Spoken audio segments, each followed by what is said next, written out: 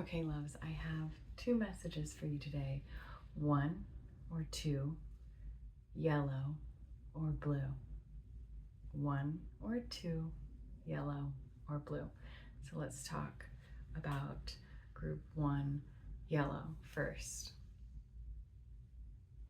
The first thing I see is like this almost like magic sphere. You know those spheres that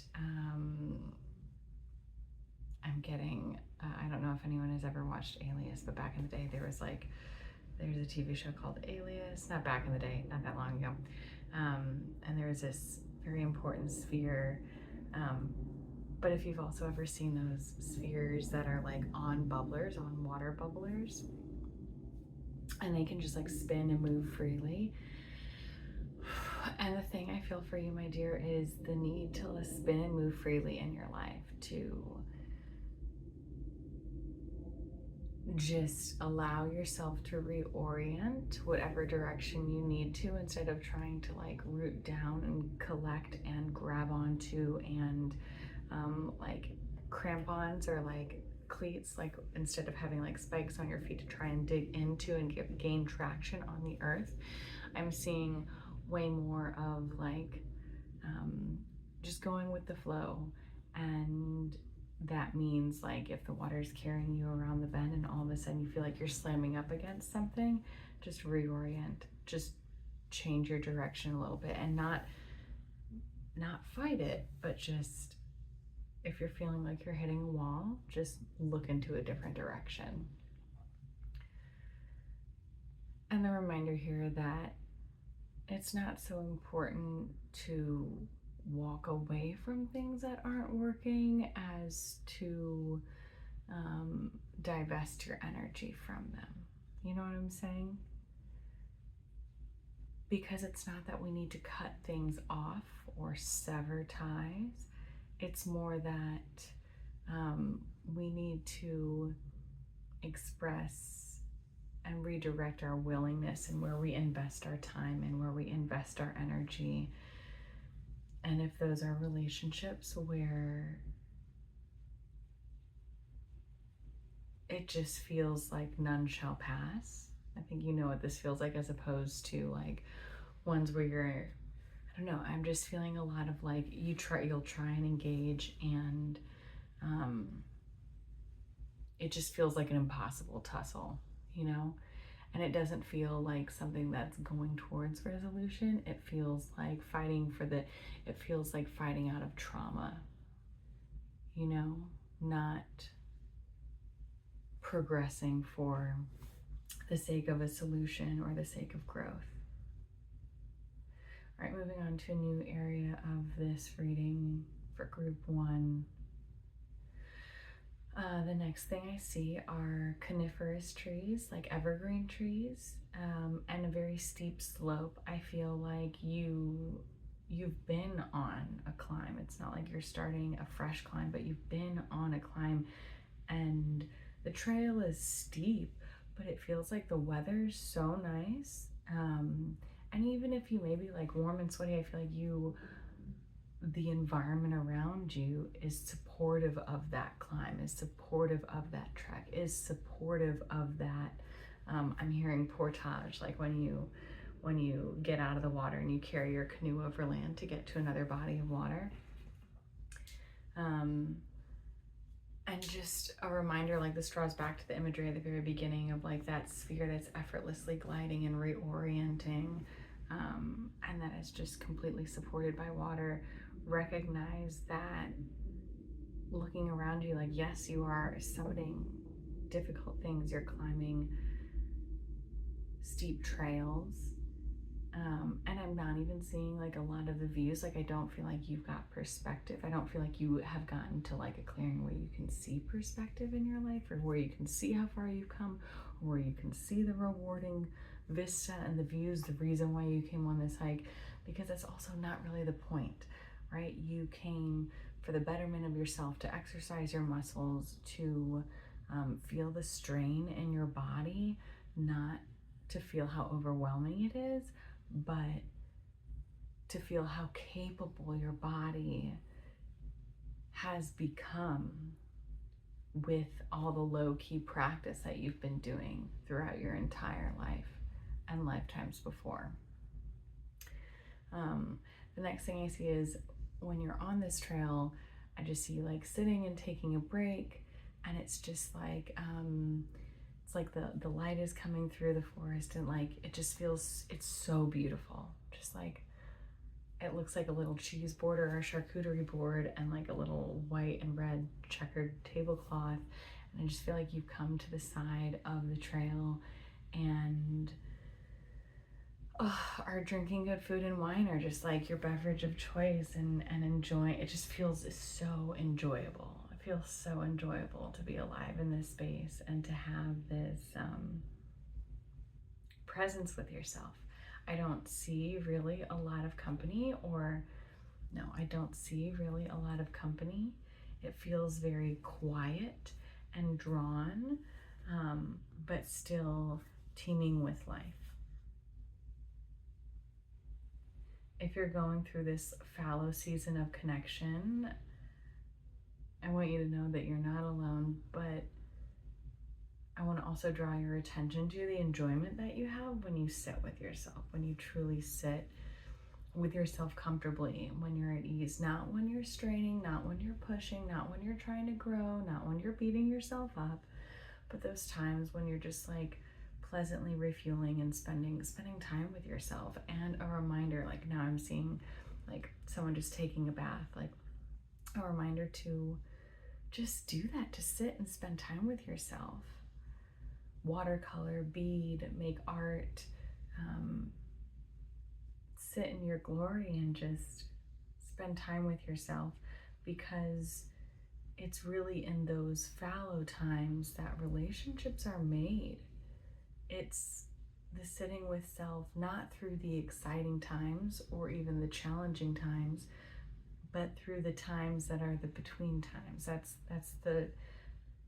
really the meat of what makes us, because it's the protein, right? It's a protein that sustains us through the difficult times, and the canvas that the joyous times get to land on. It's so much easier for joyful times to land when there's a lot of space in between for it to be supported by. It's a lot easier to welcome joyful things into your life when you have been sitting in your life well enough to know how it lands, to know how the joy will interact with your daily life.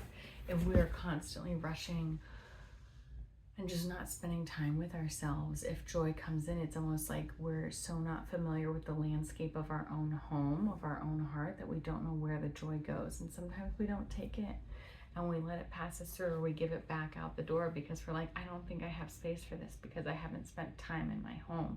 I haven't spent time in my body.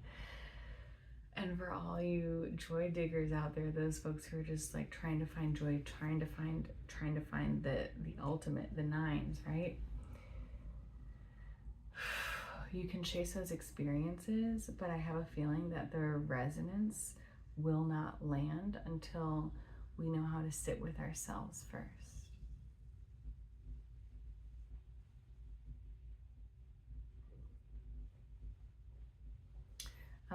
And then I see someone counting on their fingers like 1, 2, 3, 4, 5, 4, 3, 2, 1, 2, and just this rooting yourself into your physical presence,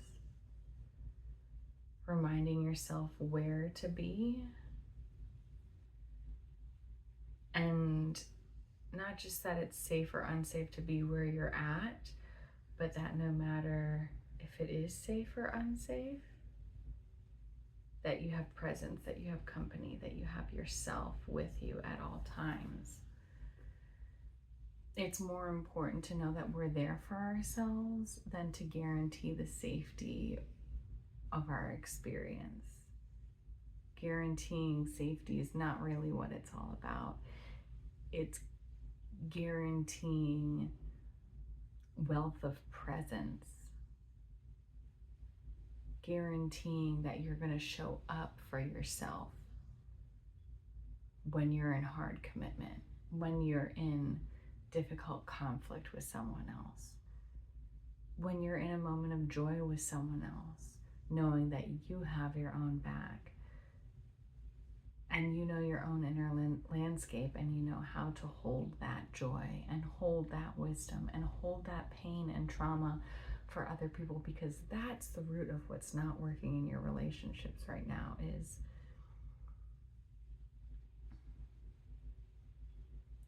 an inability to sit with self, so a refusal to sit with other.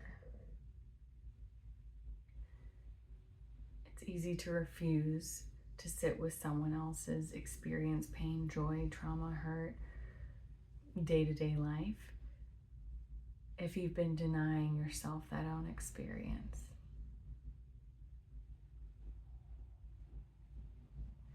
All right, let's follow this path a little bit more down the road.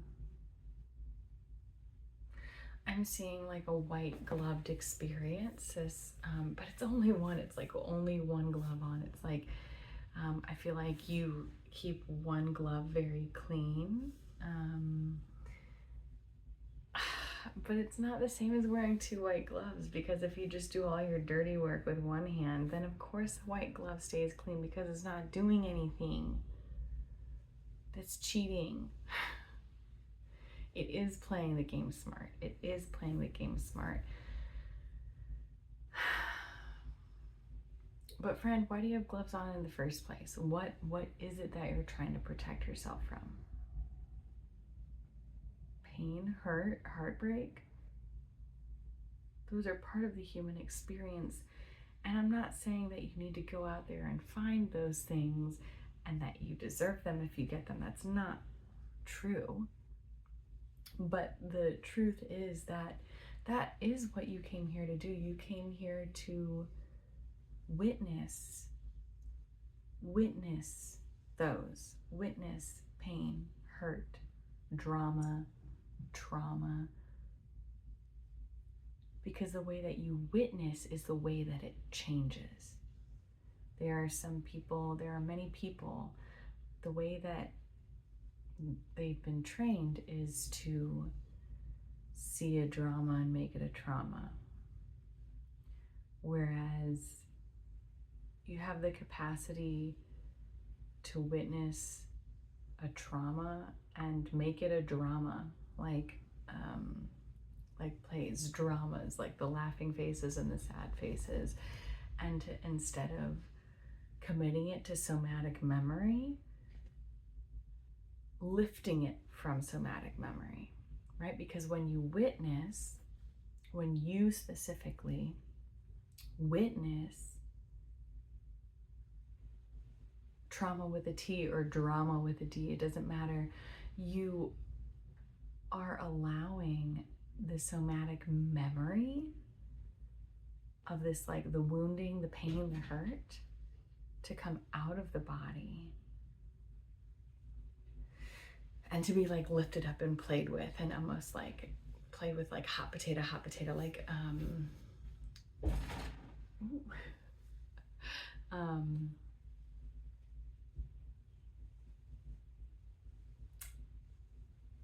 yeah, a lot of times people don't want to hold their stuff, so it feels like a game of hot potato, but hot potato is just a game, and you can turn it into a silly one at that. So you have the capacity to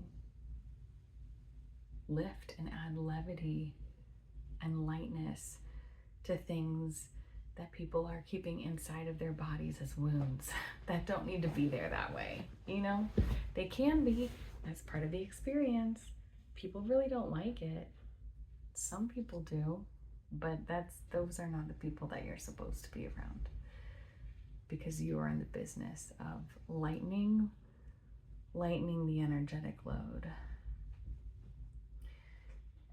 And those people that are in your life that are trying to, they have a different task at hand. It's not about right or wrong. It's about differences, not even differences in opinion, but differences in ways to heal.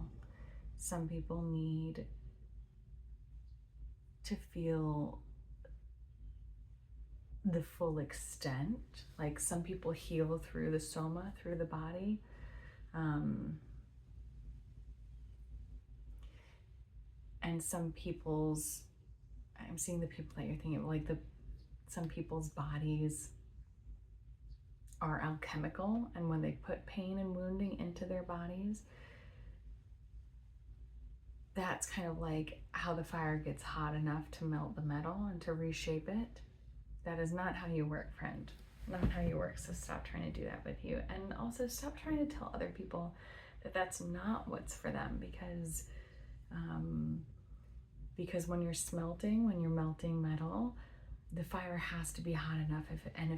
If you're constantly trying to like bring the heat down, you're right, they won't be able to do what they're supposed to do, and that's not your place to say. So pull back from, I feel like, 1 or 2 relationships there, and then just focus on the play and the fun for you, because I feel like you are attracted to heavy intensity, and because that's kind of like your calling card. That's your bat signal. That's how you know that you're needed, that your services are needed in that space.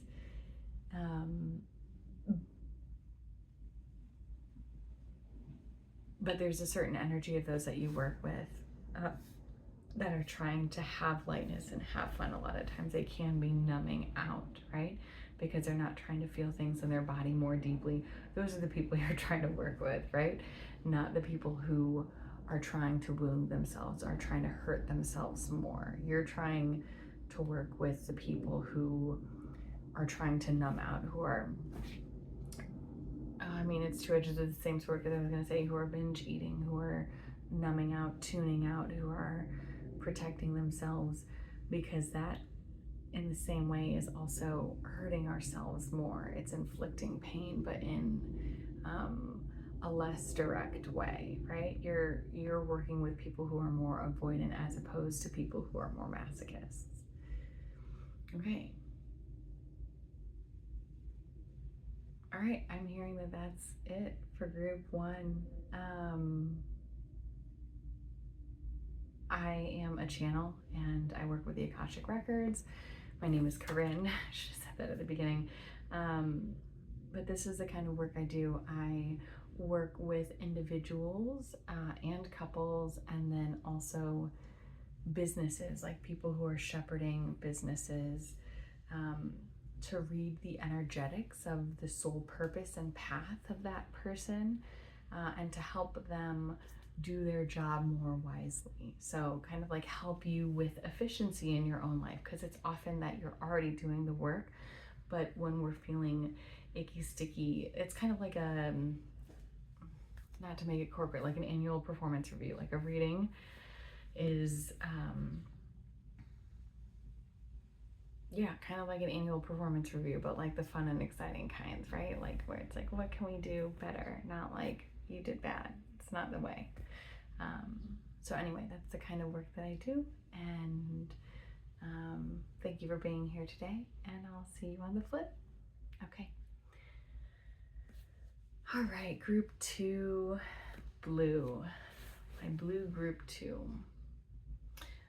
The first thing I see is like, you know, I don't know if you could call them music videos, but like music videos for kids, you would hear the like, follow the bouncing ball, and it was like this, almost like a metronome, this ball that would then follow the lyrics across the bottom. I feel like I don't know if Fantasia had that, or Mickey, or someone, there was some kind of cartoon that had that experience in particular, but I am seeing you just bouncing this ball in the same place, and it's like you've yet to begin. And girl, guy, honey, like, you can trust your rhythm. I know that you're afraid that you're gonna lose your rhythm, and you might, but psycho-focusing on it before you begin is only gonna paralyze you more, right? Because if you're in an already perfected environment and you are focusing on receiving the precision of this rhythm, like the way that I hear and see it is that it's only going to psych you out more in your head when you fumble it, and it, like, inevitably, because it's going to happen. I just hear the work you're doing now is making it more precise, yes, but not in a way that helps you. It's doing it in a way that is going to help you beat yourself up more if you ever mess up, and that's not what we're here to do. You're not here to beat yourself up. You are not. And then I'm seeing like dribbling it back and forth, like almost like in basketball when you're deciding which direction to go, like dribbling the ball back and forth between two hands, and the ball's hitting the ground in the same place, but you have the capacity to very easily go either direction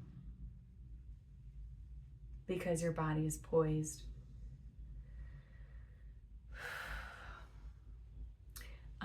Also about starting your journey wherever you're going, whatever you're working on, or what you're approaching right now, knowing that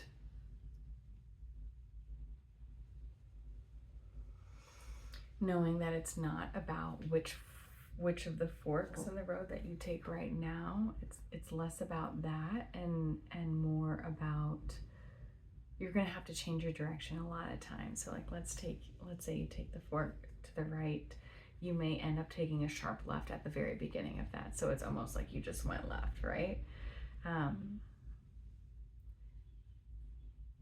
Yeah, way less of the decision of where you go and how you end up and what your life is like is about the decision you're about to make right now, and way more of it is about your ability to respond as you go down the road. And I want you to know that you're going to make some mistakes. There are some choices coming up lately that I think that you haven't made the right one, right? Yeah, I think you know what this is, but it's not about the question that came up or even the answer that you gave. It's about connecting with yourself and what you learned from yourself in that process, right? Because I feel like the one that happened most recently, specifically, like the most valuable lesson about that wasn't even about what it's about or the context, or it's so much more about learning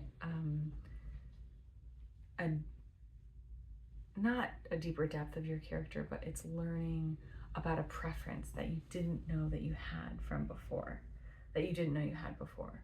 So making this mistake illuminated a preference that now that you have made a mistake around it and maybe can't undo it, or maybe have to pivot or rework that experience,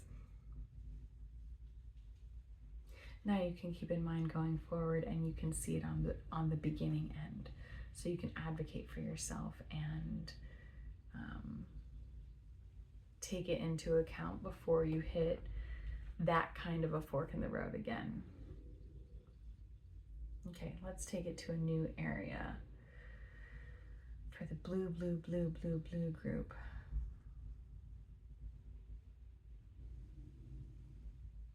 I'm seeing, it looks like a body of water, but it's just like made out of a bunch of different kinds of blue gemstones, like blue kyanite, azurite, why do I never know how to say chalcedony,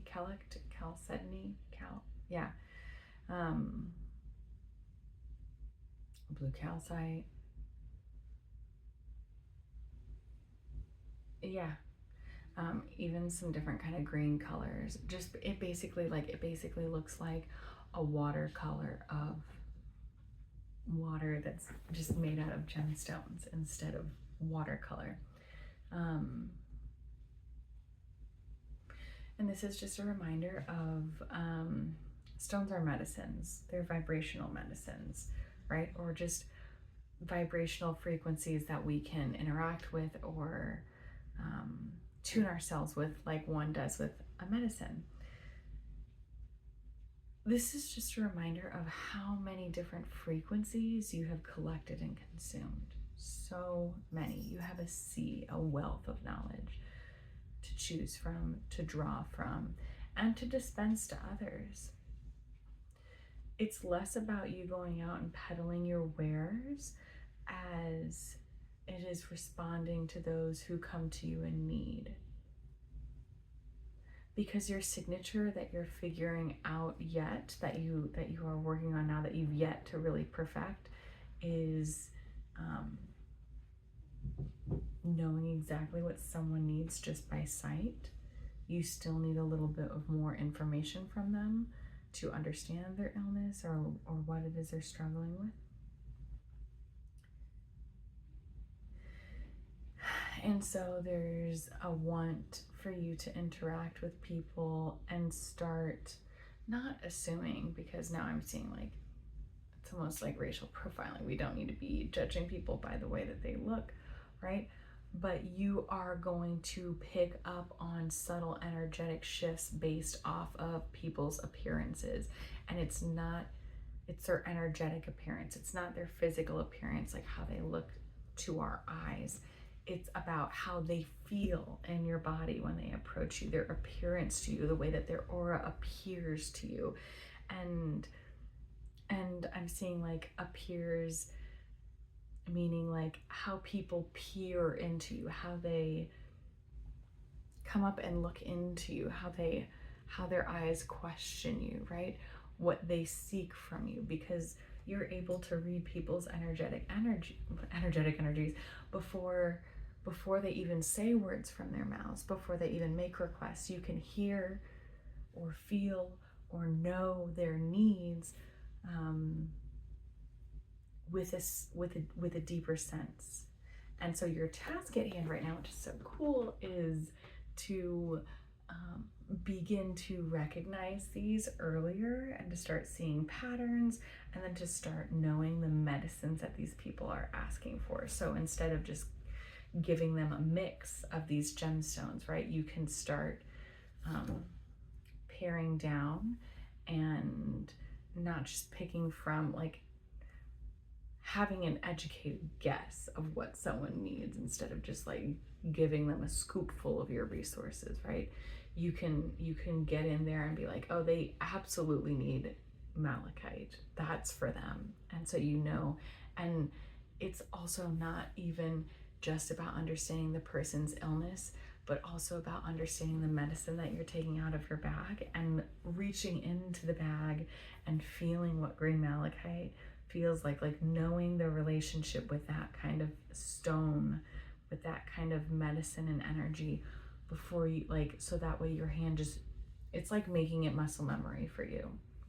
So this doesn't have to be literal. You don't have to obviously literally be working with gemstones. You can, that's great if you do, that's amazing actually. But it's about whatever wealth and kind of health that you dispense, not only knowing and recognizing the problem, but knowing and recognizing the solution, and getting more precise and specialized, because while you can give really good mixed concoctions, when you pare down and do more with less, you can do more with more. Does that make sense? So like the more you can pare down and kind of like use less of the medicine to get really precise and meet people's needs, the further the medicine goes. And then when you're given more medicine to work with, you can start opening the scope again to working with multiple stones or multiple modalities or multiple emotions, right? Multiple medicines. And you can begin to, because where they really want you to understand is the interaction between these stones, the interaction between these medicines, because it's the interrelationship that really captures so much that is greater than the sum of the parts. Okay, that's it for today, loves. Thank you so much. Like I said, my name is Corinne. I am with Soulshift Channeling, and this is a channel message. I tuned into the Akashic Records of Soulshift's collective.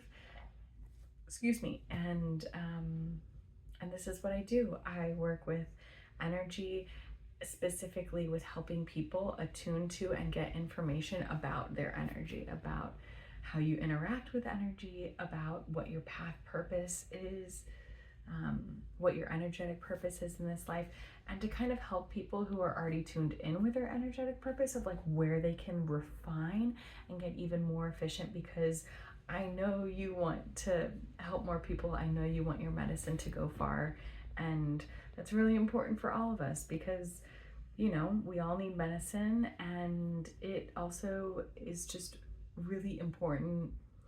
I shouldn't say important. It can feel really important when you're well aligned with the people that you serve. And that's just what I want to do more. So help you guys do that, because there are some amazing and beautiful and incredible healers out there who do things beyond my wildest dreams, and I'm here to support that. Anyway, yeah, I'll see you soon. Bye.